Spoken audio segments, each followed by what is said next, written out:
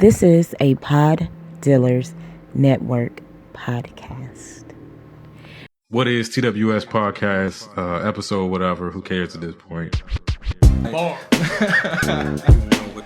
The rant of the vindicated. It's my podcast and I do what I want to. People, listen. Word, is it still live? It's not working for me, Rich. All right, we gonna keep going. I know I changed my voice at work. Bars on the radio. What is TWS podcast? When ready. I feel like the Neanderthal. Staring at my watch and I'm feeling so new school. Suicide attempts, how many tries to take? They ain't ready. It's no surprise that suicide is super high. It's not unusual, cause men know that they only get their flowers at the funeral. We're hardening ourselves instead of gardening ourselves. Suppressed emotions, we're alone, so now we're targeting ourselves. No one to talk to out of pride and fear coming off weak. Some women looking at you lesser if there's tears on your cheek. But if there's tears tattooed, that same girl is a freak. So they're attracted to the pain unless they hear the pain speak. Society romanticizes the silent sufferer. Stoicism is sexy unless he can't show that he fucks with her. That's your girl, be done with her. Just straight bars. That's another song from that Russ Santiago album. That one is called Enough. I can't say enough good things about that album. I just think it's grown man music, and I like it a lot. I do. That don't sound right, but it's my show. I say what I want. Anyway, welcome to another episode of the What is TWS podcast. And as always, I'm your boy J. Flam, representing the White Pants Society. And I'm going to start the way I always do by thanking you, first and foremost, for taking whatever time out of your day to come and chill, listen to my random ramblings, whatever it is I do here. You could be anywhere else in the world, but you're here with me, and I do greatly appreciate that. Got another special episode. You know, I don't do guests very often, but I have a guest with me today. She's not a newcomer. She's been on the show before, but glad to have her back. I got Opinionated Sense in the building with me today. How you doing? How's everything? I'm great. TeraMichelle is great. Okay, TeraMichelle. My bad. TeraMichelle. You got to say the whole thing every time, just like a pimp named Slickback. It's necessary. Anyway, before we get into the special reason that TeraMichelle is here, got to do what we always do, the Chef Elise Report. Out of Peppy. Yes, sir, I am, and proud to be. This week's Chef Elise Report, not necessarily about Chef Elise, but Chef Elise adjacent. I don't know. Y'all heard about my experience going, to her mom's house or Chef Elise's house, whatever. I don't know whose house we call it. But for Christmas last year, where I got kind of stuck in the matching pajamas situation. I'm not a matching pajamas person in any realm ever, but it definitely feels weird when you at like your ex-wife's house with her husband and his family or whatever, and you got matching pajamas. Like, it's a weird situation. I only wore the pajama top last year just because my daughter gave me the puppy dog eyes. And if you would do it with a daughter, you understand what that's like. You don't want to do it, but they look at you like, Dad, why you just can't put the pajama top on? And it's like, all right, I'm going to do it. And I thought I was done with it. Then I get a text this week from her mom saying that I guess she's picked out some Christmas thermals or something, whatever, and that she's already purchased them. And she was basically saying you can roll your eyes if you want to, because she knew that's exactly what I was doing when I read that message. But I feel like this is one of those consent issues. Like, I'm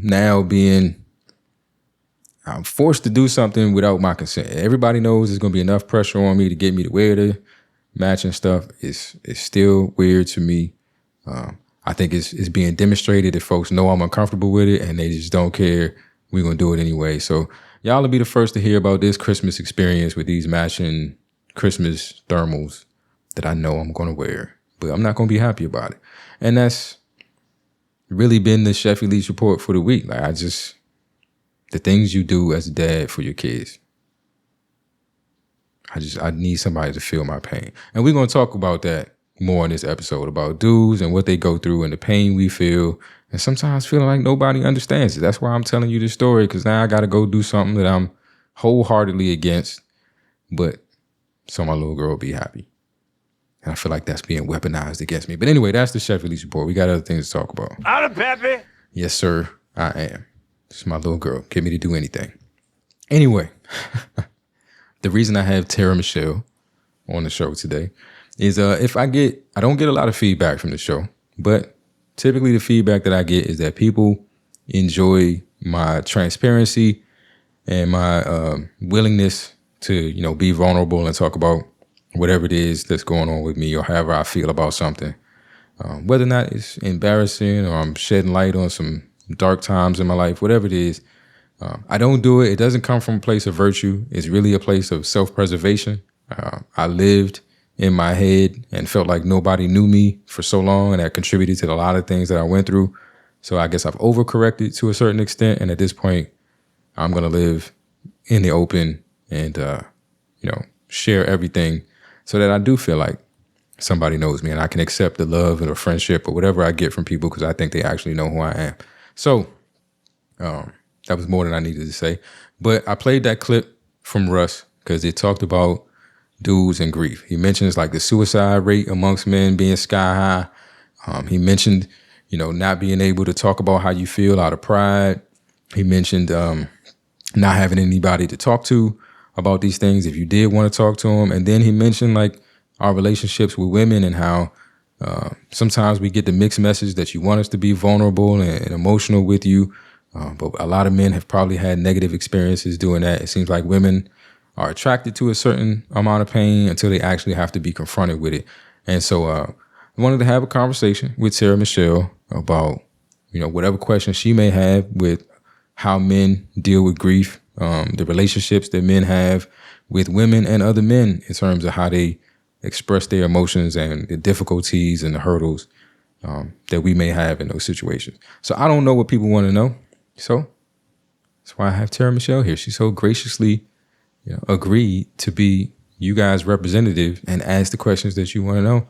And I'm going to answer them as honestly as I always do. So I'll give the floor to you, Tara. Like what are your thoughts? Like when you think of men and grief, like what has been your experience in terms of dealing with dudes and how they process things? I think initially growing up, I didn't know men for having emotions. The men in my family weren't the type to talk about their feelings. I didn't see them extremely angry, I didn't see them experiencing anything, to be honest. And that was the norm for me in my younger days of dating, the same thing. But what I see currently in the world is a lot of men who are broken and in need of emotional support, but unable to ask for it and don't know how to go about getting it. And in the circles that we work in, podcasting and just in regular conversation, I'm realizing just how much men feel like they don't have a safe space to be emotional, to be vulnerable, to talk about their emotions, to even acknowledge that they have emotions. And so it's different. It is definitely different. And I think I am oftentimes a little envious of the relationships that women have with other women, and how they're able to, have these conversations and they have people that they know, I'm calling so that I can bitch about something or I can cry about, we gonna cry together, whatever. Y'all can do that. Y'all can have a whole cry party and it's an event. You know what I'm saying? Watch, what movies you gonna watch, what songs you gonna listen to, what wine you gonna drink. We don't have none of that. So I don't have an experience with that. But I'm gonna let you ask whatever it is that you would like to know, and I'm gonna be candid about it.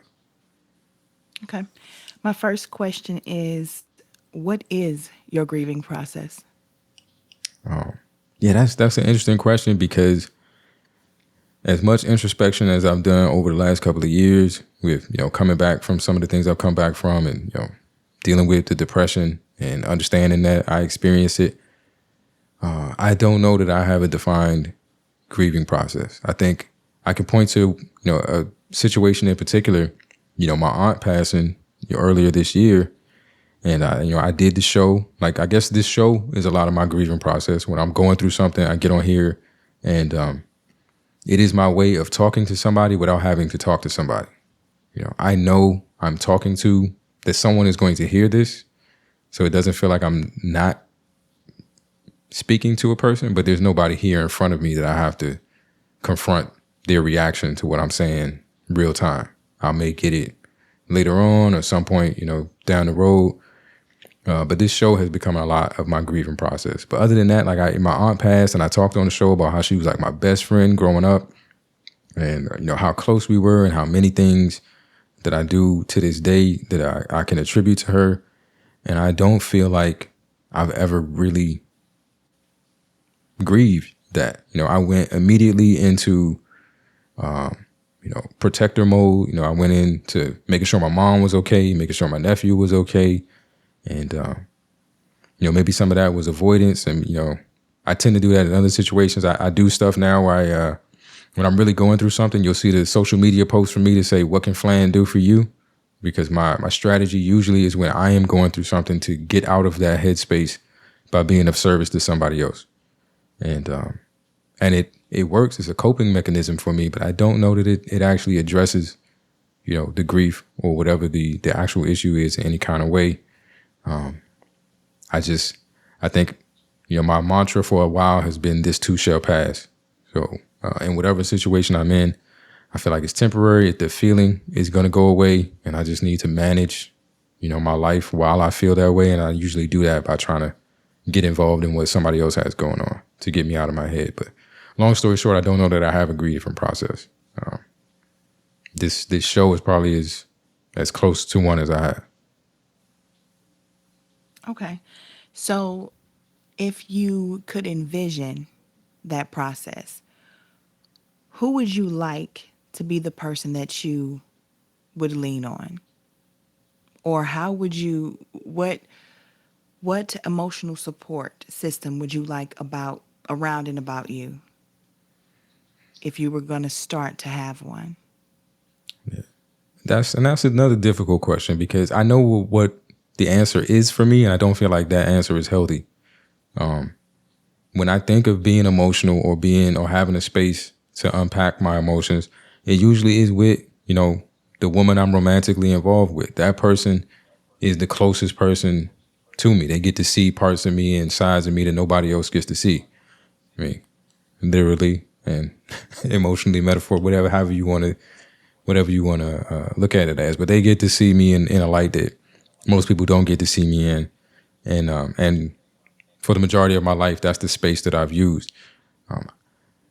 Getting older, I think I'm starting to understand that, especially when a person like me who deals with, depression, anxiety, that can be overwhelming to put on a person.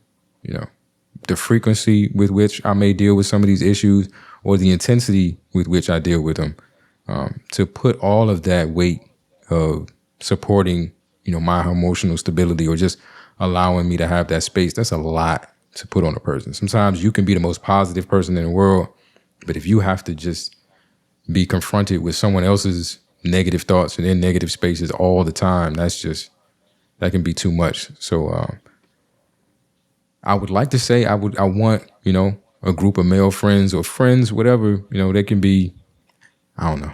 I'm one of the people that don't necessarily believe that men in committed relationships can have close, especially emotional relationships with women. So they would kind of have to be dudes. But as much as I say, I feel like that's what it should be, and that's what I feel like I would benefit from, I have no idea how to foster that. As much as I think I am that person to my male friends, I know sometimes when they call me and I hear them I hear certain tones in their voice. It's just like, I'm just trying to shake you out of it because you're making me uncomfortable. Like I'm not really fixing the situation for you. I don't like hearing you like that, and I don't like being in this space with you. I don't like being in this, So we got to hit the strip club. We got to go watch a football game. What we need to do is just put you back in the dude frame of mind, because this is not uncomfortable for me right now, and that's not being a really good friend. So as much as I want that, I am searching for the ways to foster that amongst my friend group. I don't know how you make that happen. Why do you think there's such a stigma about that? Like, what's the problem with men having intimate, emotional friendships? It's, they know they're heterosexual. Like, this is not a gay thing. And I know that there are a lot of jokes made and a lot of uncomfortability, involved in that because of the way that we live right now. You know what I'm saying? And I don't attribute that to being toxic. I think we're so used to leaning on the opposite sex, the person that we're intimate with. Why do you think that that's such a, taboo thing? And it's really with black men, because I know a lot of white men and Asian men who absolutely have these types of relationships with their male friends or brothers or, uncles, dads. Some of these, men who still kiss their dads on the lips, because that's their culture, that's their tradition. It's Gross. not weird to It's them. it's weird though. I just want to say And it's weird. I'm sorry. so how do we fix that or repair? But even more so, why do you think it's a thing with us? Why is it such a big thing in the black community amongst black men? I mean, I really think like I'm not sure why. I'm not sure of all the reasons that we're taught this as black men, but like weakness is just it's a luxury that we can't afford. We don't have the luxury of being weak in any situation, even amongst your friends. I mean, depending on the environment you grow up in and the people you're around and what's happening around you, showing weakness could be life or death. You let somebody Okay, so know. let me interject really quickly. What is being weak? I'm talking about having intimate emotional relationships with your friends. So are you equating having an emotional moment or recognizing and realizing that you have emotions as being weak? Yeah, that's the word I think is often used to describe it, and that's the way I'm probably using it right now. I think what it is there's a fear behind showing or allowing anyone to be aware of how to hurt you, because it can be used against you. Like, depending on the situation, it could be life or death. If people know how to get you out of a logical mind state and get you acting off emotion, if they know what hurts you, if they know what you care about, if they know how to get to you, people tend to use that. And I don't know if that's why we're taught to kind of harden ourselves and not ever show that, because you don't want someone to have that ability to use those things against you. Sometimes it's just being, I know for me, it was promoted as just masculinity. Like, it just wasn't. Yeah, I had uncles. My father wasn't around, but my uncles were all, fairly, hard-shelled men. Like, you did not see them in those spaces ever. And the way that they taught you as a man was that was part of it. Was, I don't think there was ever a moment where there was an acknowledgement of, yes, I do feel this, I don't show it. It's just you don't show it. You don't, like you said, you don't even know if they actually felt it, but you absolutely know that they didn't show it. And so, yeah, when you're going through these things and you don't have a reference to look to, as an older male that you were emulating as a kid, of this is how a man deals with being sad. Well, you've never seen a man sad. In your mind, it's not supposed to happen. Now you feel like something's wrong with you because you're sad, and you got to compartmentalize or push that to the side. And I think a lot of times we're not taught emotions. We're not taught emotional intelligence. I tell people this all the time. When I went in Texas, if you go to marriage counseling, when you're trying to get a marriage certificate, they'll give you a certain amount off the certificate. So we went to marriage counseling prior to getting the marriage certificate. And I remember them pulling out this wheel of emotions. And this was like a circle with like a pie chart cutting all these slices. And it had to be 100 different emotions on this thing. And I'm looking at there like, what are all these feelings? Like, what are you talking about? I know happy, sad, angry, all of these, like, these are all possible feelings. It felt very much like how women look at color. I know red, blue, yellow, green. Y'all be talking about taupe, magenta. Like, what the fuck is all that? Fuchsia. I don't know what that is. Is it red? It's red. All right. And so I think a lot of times with men, we experience something, and because we have no idea what this feeling is, we only know how to interpret it in a few ways. We only know it's anger, it's anger. Most of the time it's just, if we don't know what it is, it's anger. It could be embarrassment, but we don't know how to process embarrassment, so now we angry. It could be fear. We don't know how to do fear, so we angry. Like everything comes out as anger because we don't know. We don't know what these emotions are or how to even acknowledge them. That's very interesting. I think back to children. I don't I don't remember ever having to teach my children what their emotions were. I had to talk them through how to process that and what was okay behavior and what wasn't. But I feel like as human beings, we know how we're feeling.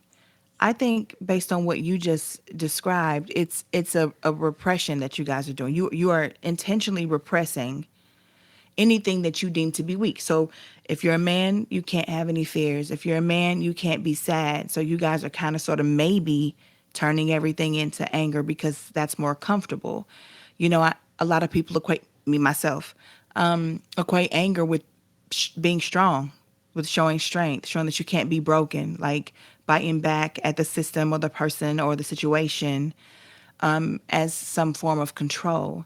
So I want to go back to what you said though when you were talking about not wanting to show emotions because you didn't want to show a person how to hurt you. My question stemmed with friends. So I'm asking about male friendships, intimate emotional relationships with friends, and the first thing you thought of is I don't want to show somebody how to hurt me. So my question is, do you have friends? Like the word that I'm using, I'm being authentic with. Yeah. So when you're talking about a relationship with a woman, an intimate relationship with a woman, or an intimate relationship with your friend, the first thing to pop into your head should not be, I can't give this person something to then turn around and hurt me with. Why was that your first go-to? I mean, in both situations, romantically with a woman or just, my close friendship with a man, is a level of trust. And, some of us have been in situations where it becomes very difficult to trust people.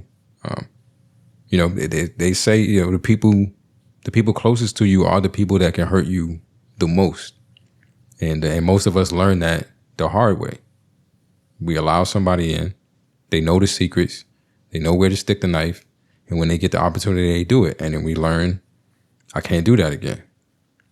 I can't suffer through that again. I don't necessarily know. I think I only speak from the male perspective because I'm a man and I have no idea what it's like to be a woman. So when I say anything, I'm not saying that women don't go through this.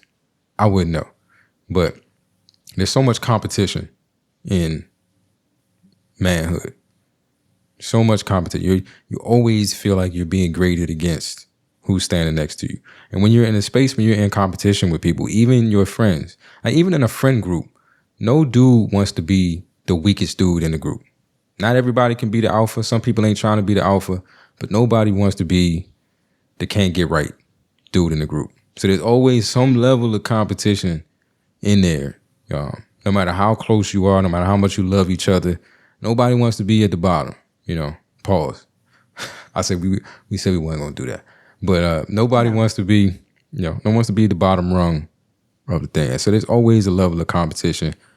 Jealousy, rears its head every once in a while. Envy, stuff like that. And so you just grow up in a space where you start to realize there are things I have to protect. I have to guard from other people because, whether they say they love me or whether they say we brothers or we homeboy. I've had so many, because I'm that kind of person. I don't have friends. I have, you either my brother or you somebody I know. Those are the only levels that I have. And I've had several brothers that I don't speak to anymore. But these were my brothers. And when I call somebody my brother, that's how I treat them, like they family. And I have family that I haven't spoken to in years. Like somebody was that close to me and now they're a stranger. And after a while, that happens enough times that you just, you find a way to hold something back or not expose that to these people. So the way that you talk about this, I think about if men all feel the same way. Let's just say we're specific to black men because this is who I interact with. This is who I hear this from. If all of you feel like you don't have a safe space, why not make each other the safe space? Like there's no women there. There's nobody in competition with you. You all want a place to be able to say, this is how I'm feeling and to talk it through. Why not find that in each other? Why perpetuate this thing that the outside world makes you feel or that enemies or coworkers or anybody else makes you feel instead of just leaning on each other? Because we honestly don't know how.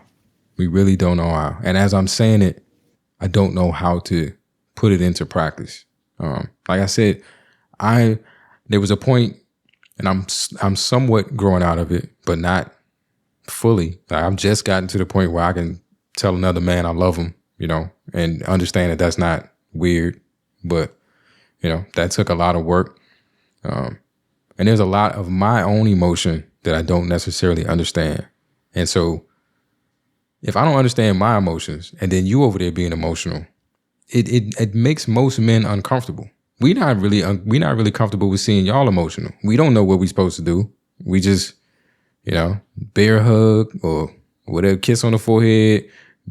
You want some chocolate? What can I do for you? If you want to see a man scramble like a chicken with his head cut off, just cry in front of him and see what he do. See how he try. He's going to try. He got to figure out something. He don't know what to do, but I just can't. I need you to stop crying. So what can I do? You tell me. It's emotion, period. It's not just your emotions that you guys are uncomfortable with. It's anybody's emotions. I mean, because we don't understand ours, I damn sure don't understand yours. And now this is getting weird. Now this is weird. That is so very interesting. Wow. So what's the fix for that? Therapy? Therapy, talking, realizing that something is wrong and putting some work into fixing it, For me, it was others. I didn't start going to therapy or started figuring out what was going on with me because I realized I wasn't in touch with my emotions. I had some other things happen to me, the alcoholism, coming back from a suicide attempt, that kind of stuff forced me to go places and have conversations. And then in those conversations, I realized I don't know how to cope. I don't have healthy coping mechanisms. I don't know how to grieve properly. I don't know how to express myself emotionally. I don't know how to do these things. And so I'm having to have these conversations and do this introspection and talk to people and get advice so that I can get there. But I think for a lot of us, we don't feel like something is missing. It's only until somebody points it out to you that, I didn't realize I hadn't grieved my aunt until I'm talking to somebody about it. And it's like, I didn't really go through that. And I don't know why. Until something happens that's painful enough that tears are welling up in your eyes, but you don't know how to make them fall. Like you don't know that something's wrong. So I think as men, more of us talking about the struggles that we have dealing with emotional situations will point it out to another dude that, I don't know how to do that either. I don't know, I never dealt with this either. I never, I compartmentalize this stuff either. I don't have anybody to talk to either. I think we have to, when you become aware, it's that whole woke thing. When you wake up, you gotta, nudge your neighbor, be like, hey dog, like you sleeping. Let's figure this thing out together. But we got to talk about it more. So tell me how you would like to see male friendships in that space. I would like to be able to call my homie and be like, man, shit is bad right now. And he'd be like, man, well, what's bad about it? How can I, so I don't know, something other than, suck it up, Felicia, or something like, like something other than that. Like, nigga, stop being a bitch. Like, I think we get so uncomfortable with each other being emotional that we just trying to shake you out of it and not really let you have that moment. I had to learn that in like group therapy. Like when you're in group therapy and somebody has a breakthrough or they go through something and they're crying, most people's natural reaction is to go hug that person, go give them a tissue, go do something. But a lot of times what you're saying to that person is, I'm uncomfortable with you being sad right now, so I need you to stop being sad so I can feel okay. I'm trying to shut down whatever it is that's going on with you because what's going on with you is fucking with me. So let's squash that right now. And I think and men typically try to be fixers. So if you come to a dude with a problem, sometimes we don't understand. I just want to articulate it. I just want to vent it. I don't need you to fix it. I don't want your help. I don't need any of that. I just need a space where I can get this out and feel safe to do so. But yeah, we don't know how to respond. We don't know how to respond when one of our friends comes to us with it, and then we feel like, because I know I feel weird when you call me, I damn sure ain't calling you, and it's a cycle. But I got friends that I trust with my life, but those would be awkward conversations between us.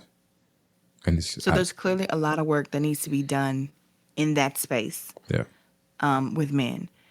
And I heard you mention that you feel like sometimes, just even personally for you, you could be a lot to just pour solely into your woman. Yes. So how does that look though? For now, if you don't have that safe space amongst your male friends, when you're going through this, you have acknowledged that you should have a grieving process. Men should be able to grieve. So how does your woman fit into that?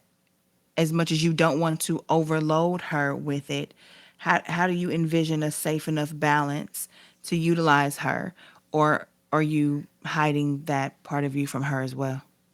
Like I said, because of the stuff that I went through in my past, I refuse to hide anymore. I think this conversation with, the woman that you're involved with is important. That I know I don't have another place to go right now. You're the only place I got. And I acknowledge the fact that a lot of me dumping all of this on you is asking a lot. But here's what I'm trying to do to figure out other outlets for this stuff. If you could just work with me, if you can let me know when you're getting overwhelmed, when it's getting too much, like don't let me break you. Don't let me take you there. I don't want to do that, but this is the only way I know how to handle this right now. And I'm searching for, how to do it differently. If you want to participate in that search, if you got some advice, whatever it is, but I think having this conversation and saying, I know that what I'm asking for from you is a lot. And I acknowledge that. But at the moment, I don't know what else to do. And what do you need from her? Just understanding, the ability to, sometimes, like I said, even with women, because they want to fix it too. And sometimes I'm not looking for a solution.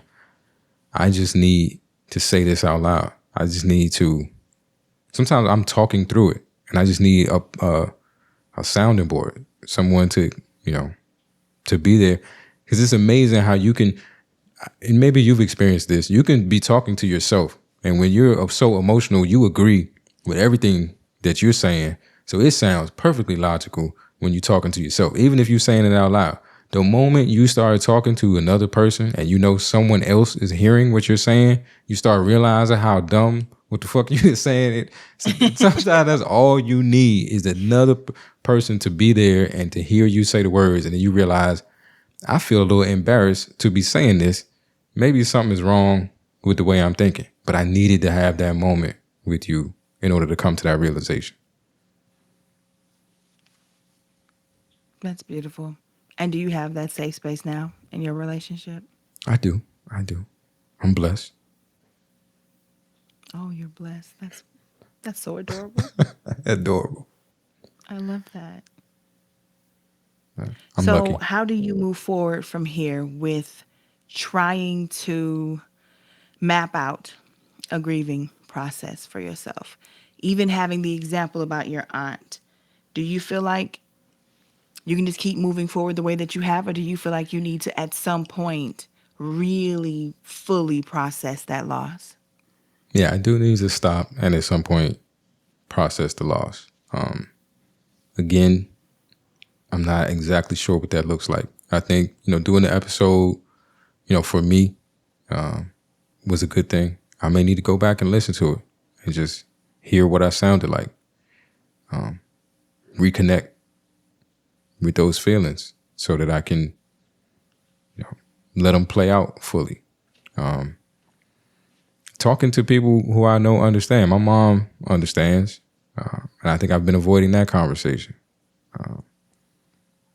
She had, 2 daughters that I'm very close with. I know they'll understand, and I think I've avoided that conversation because I have not wanted to be in that emotional space, but it's there, and I just need to let it out. And I think most of the time we know what we need to do. We just don't want to do it because it's not fun. And it means being in front of somebody and breaking down, showing them that I'm hurt and this is how much this thing affected me. And it's a vulnerable space, and being vulnerable in front of people it can be very difficult for men. I'm working on it. I mean, I think that's all that we can do as people. Try to get better, work on it. We can't just talk about working on it. We have to actually take the necessary steps to start.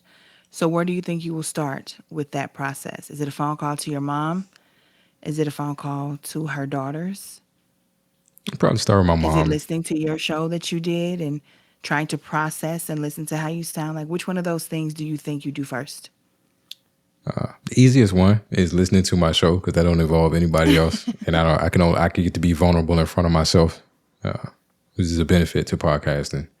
But yeah, I need to talk to my mom. I'm sure she has some stuff she needs to work through, and I do too. But we share that grief, and we should probably, be able to lean on each other in that situation.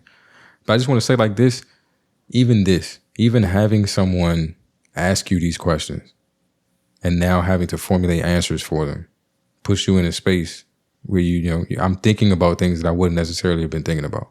I'm thinking about what that looks like going forward or what I need to be doing. Just because somebody asked me, what does the grieving process look like to you? What does going forward look like to you? It's weird because I don't think on my own I would have ever asked myself that question. And so I would have never come up with that answer. So yeah, I think having these conversations, just being willing to talk, having someone that wants to know things about you enough to ask you this kind of stuff or wants to help you with something, to just ask it, not trying to fix it for you, but just, so how do you fix it? It's amazing how you don't know how to fix something, but somebody asking you, how do you fix it? And you feeling like you need to come up with an answer in that moment, you find something. You find something that you could do. And so, yeah, I think conversations like this are important. We need to have more of these, and it needs to be more men talking to men. But I Okay, so definitely let me wasn't ask doing you this with this. Ross Who- ass. Absolutely no way possible. Never in life. I want everybody to understand that. I would actually love that for you and Raw. Never in Because life. people who are that funny, like even DC as well, people who are that comical and really lend themselves out to people are usually the ones who are going through it the most and use humor to keep everybody else comfortable and keep everybody else happy while they're hiding so much. We learned that from Robin Williams. Like, when you get into somebody's mind and they let you know why they do the things that they do sometimes. So I would love this for you and Raw. I just don't see him ever being mature enough to actually act upon this. But I will issue that challenge to Well, him. it's not just him. See if he'd be willing. It's not just him. I ain't close to mature enough to have that conversation with him. I ain't even going to let him. He don't have to hold that one by himself. I ain't mature enough either, bro. Even if you were. You know what? You guys are ridiculous. See, this is the problem. Here we go. We're trying to find a process, Just and pick then you got to somebody pick else. and Pick choose who you're anybody close else. enough to. Just pick anybody else. Anybody. I don't care. Oh my God. I'll talk Okay, to so let me ask Smash you this. first. So we're talking about emotions and we're talking about being vulnerable. And you've stated that it's difficult to be vulnerable in front of anyone. It doesn't matter, family member, friend, foe. Of course, we don't want to do that with an enemy, but who do you find it easier to be vulnerable with, women or men? I think it's always been women, but there's my mother loves me, and because I know she loves me, I know I can be my authentic self in front of her, and she's gonna love me regardless. When you have certain relationships with women and you feel loved and you feel like they love you, not your paycheck or not, whatever else that you could be providing, then you have that space to be authentic with them, and feel safe. I'm saying I am just getting to the point where I can tell a dude I love him and see that as cool. So I don't think I ever expected to feel that kind of love. Friendships didn't seem like a love situation. Like that's my friend. Somehow our association is mutually beneficial. I look out for him, he look out for me. But like love was far-fetched.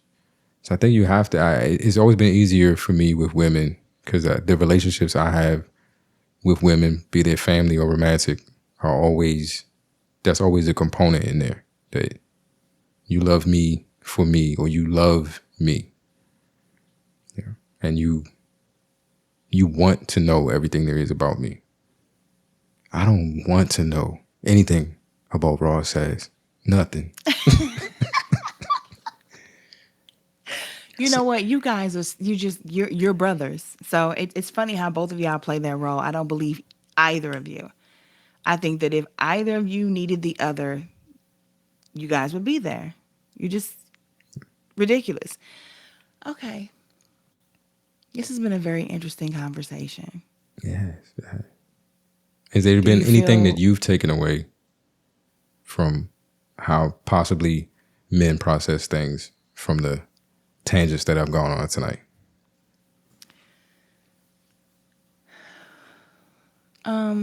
I've learned a lot from what you've said regarding you.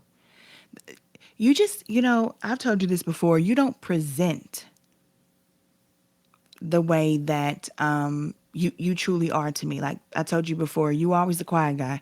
I don't know how many podcast episodes I did before I knew what you sounded like. Like you just sat there, and I used to wonder, why is he here? Who is the quiet dude just sitting over there? And then I get to know you as a person, and it's nothing like what you present. You're just so stoic, you're so quiet, and you're so much more than that. And I feel like in just getting to know each other, I wouldn't have known that you didn't have a grieving process. I wouldn't have known that you were uncomfortable with emotions because you've never presented that to me, which is why I wondered if it was just easier for you to talk to females, even if they're just friends, if it's platonic, if it's not a relationship, because you've always been so open and honest. I've definitely learned you shouldn't judge a book by its cover. You have absolutely no idea who a person is until you talk to them, until you read the book, page by page, all the chapters, every word. I can tell you that I hope you get to a place where you feel safe.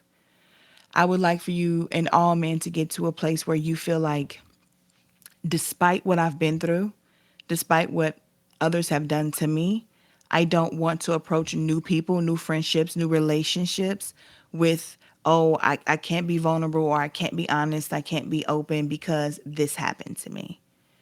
And I know how women are. I know that sometimes we can be your safe space, and then when we're mad at you, we can throw things back in your face and hurt you more than anybody else. Women, that is our secret weapon. That is our most deadliest weapon, is our mouth, that tongue. Unless you're using it the way you're Yeah, supposed I to, was but trying that's a not different to. I was conversation. trying So not to. See, I woke up this morning a Christian, and then here you go. Anyway, I'm sorry, Deacon. My bad. But no, seriously, I hope that we can get to a space and a place, especially in our community, where we look at each other as allies in friendships and in relationships. So we can help you guys work past this. I don't know that men are going to get this without a woman helping. yeah, because I Women think opening up safe spaces and making it a normal thing.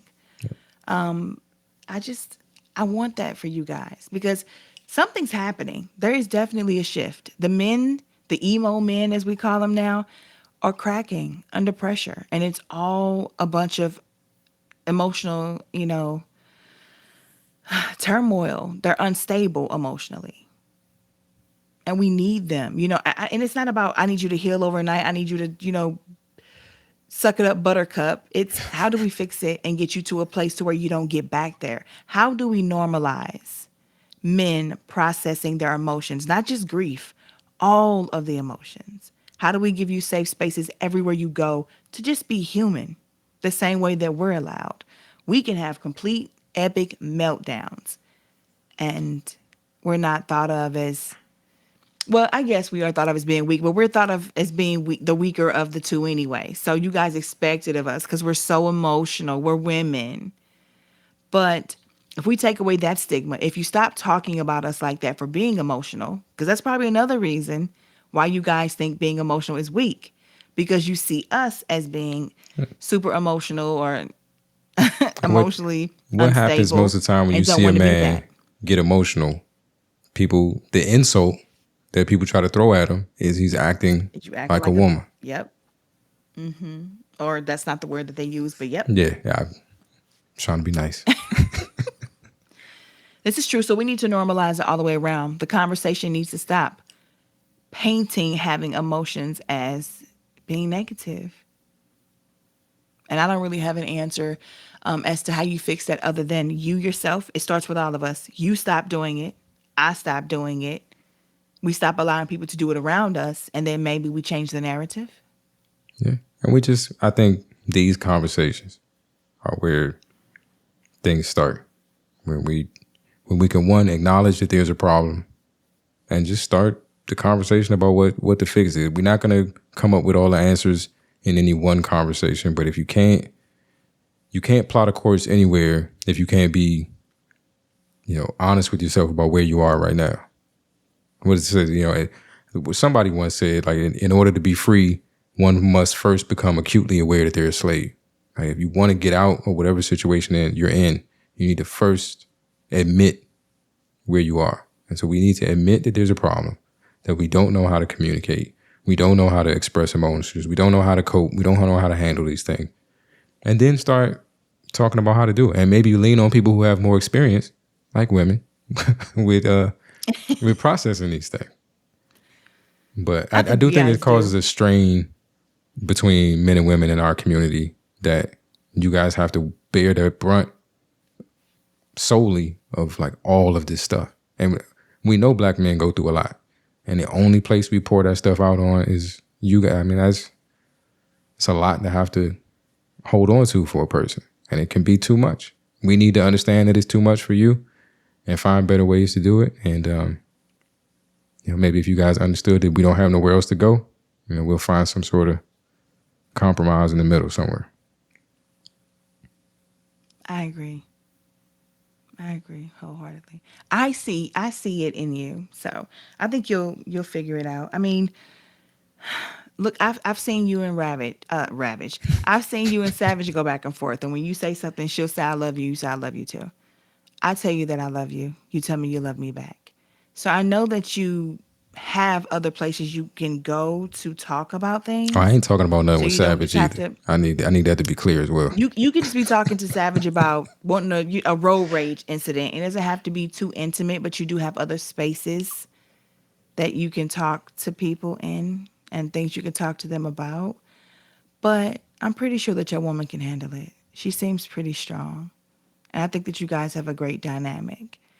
And she doesn't have a problem with you having other female friends that you can confide in and talk to. As long as it's not about anything personal. As long as it's not about her. You can talk to them about road rage incidents and stuff like that. But yeah.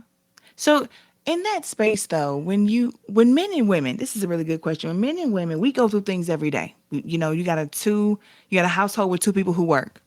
Everybody's coming home angry. I got a whole day I got to tell you about. You got a whole day you got to tell me about, right? Because the two of you just have each other, What are some things that you can do after those heavy conversations to replenish each other? You don't just stay in that rut. You talk about it, you vent, and venting to each other, you guys let it go. Some people write things down, like, it's a catharsis. You write it down on the paper. Once it's on the paper, you let it go. How can you guys pour back into each other or rebuild or heal after sharing so much between the two of you? I mean, I think we know the answer to this question. I think we know the answer to this question. What's the answer to the question? God, you just, let me not be vulgar. Making love maybe would be a good way to relieve some of that tension and stress and connect, feel some intimacy, physically express the closeness that you just emotionally expressed with sharing with each other. I think that might be a good starting point, Okay, so if you're having if you're pouring a lot onto your woman, basically there's going to be a lot of sex being had, is what you're saying. Okay. I don't remember saying any of that, but I don't think most people I would, mean, I asked would you argue. what could happen, and that was what you said. You didn't continue to list things. You just stopped right there. So I figured that. I mean, Well, that's interesting. Good for the both of you. I've been told in conversations that I've had recently that it's scientifically proven, the things that get released in that process are very healing, very rejuvenating to both the mind and the body. So we might as well take advantage of the healing properties of something that's so much fun. I agree. You would get zero argument from me. It's beautiful. Well, thank you for answering these questions. It's been enlightening. And I will be sharing this episode all across my social media platforms. I think it's a very important conversation to have and to continue to keep having. Yeah, we definitely need to have it. And maybe, just maybe, since you threw the gauntlet out there, I can have a actual sit down. We won't record it because that's for nobody else's ears but me and Raw if we actually ever do decide to confide each other in about, I don't know about I think what. that would be amazing. I want to be there. See? I'll fly wherever. I See want to how be there. people already want to be involved in something deeply I just want to be personal. a fly on the wall. I'll even paint myself the same color as the room so you won't know I'm there. That's crazy. But no, I appreciate you for coming on here and asking the questions. It's kind of weird bringing somebody on your show and they interview you, but I just knew that you would have the right kind of questions. And like I was saying, I think this is helpful. Sometimes somebody asking you things or, injecting their perspective through questions that makes you now have to look at, what you were thinking or what you were planning. And we talk to ourselves a lot. And we're not always the best audience. Your mind is not always your best friend. Your mind works against you a lot. Sometimes you just need an outside perspective, even if it's just asking probing questions to get you to go to places that you need to go to figure things out. So I appreciate you for that. And know where your safe spaces are. Because I'm always here for you. You know I love you. I love you too. So you can always talk to me about anything. I plan on taking advantage of that. All right. So as much fun as this has been, I do need to shout out sponsor for today's episode. It is Vita Zen Wellness Supplement Company, specializing in mushroom-based supplements. They got the reishi, they got the ginkgo biloba, ashwagandha, which I personally use because it's very good for anxiety. And then also they got a whole cordyceps. I don't know what it does. Every time I hear cordyceps, I think about that zombie video game, and it scares me. But I think I need to get over that and try it anyway. But Vita Zen Wellness works. It can help you get right, help you process some things, give you energy. They got hair, skin, and nail supplements. They got something for everything you're going through. So check out Vita Zen Wellness, Black-owned business. That's VITAZEN wellness.shopfront.live. Vita Zen Wellness works. You know you need it. Holla at them. And then also, if you still got some money left over, hit up the merch store, whatistws.com/merch. Got the hoodies in there, long sleeve shirts, neck gaiters. It's going to be summertime. Well, not summertime. See how something about you coming on the show messes with me a little bit, and I get mad confused. It's not fair. It's not fair. Anyway, to go to the store, buy something. Anyway, with that being said, until we speak again, y'all be safe, be easy, be the light. And know this, if you know nothing else, men need safe spaces too. And I fucking love you. Holla. Last call for alcohol. Yeah. If this is it, like if this is the last joint, if this is the last hurrah, it's the last call for alcohol, baby. I gotta say, whether you knew it or not, it's pretty much at the finest bar establishment, the finest spirits and libations y'all could have had, baby. You might realize it now, you might have realized it back then. You might realize it later. Love.